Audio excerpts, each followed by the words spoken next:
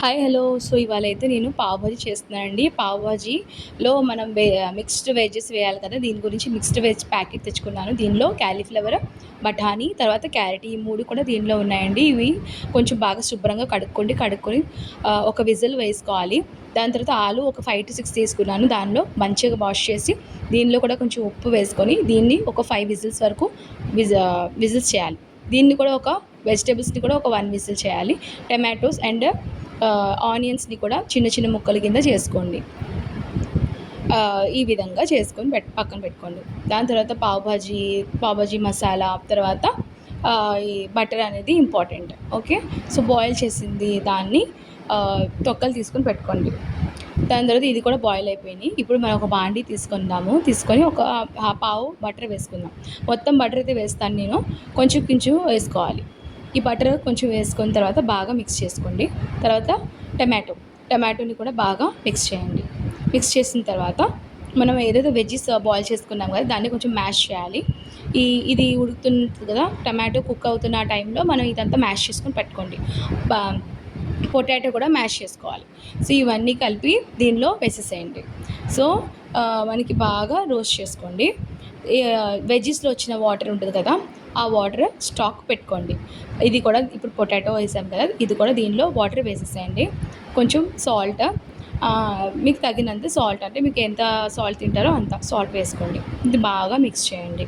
Mix చేసిన తర్వాత మనం పప్పు గుత్తి ఉంటుంది కదండి, దాంతో అయినా మ్యాషర్తో అయినా బాగా పొయ్యి మీద పెట్టి మ్యాష్ చేస్తూ ఉండాలి. ఎందుకంటే వేడిలో మంచిగా మ్యాష్ అయిపోద్ది.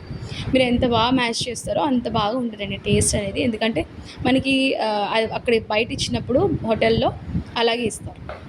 కొంచెం పసుపు, కారం, ఒక 2 టేబుల్ స్పూన్స్ కొత్తిమీర వేసుకున్నాను. పావ్ భాజీ మసాలా మస్ట్ అండి. ఇది మీకు ఆ టేస్ట్ రావాలి అంటే ఇది కంపల్సరీగా వేయాలి.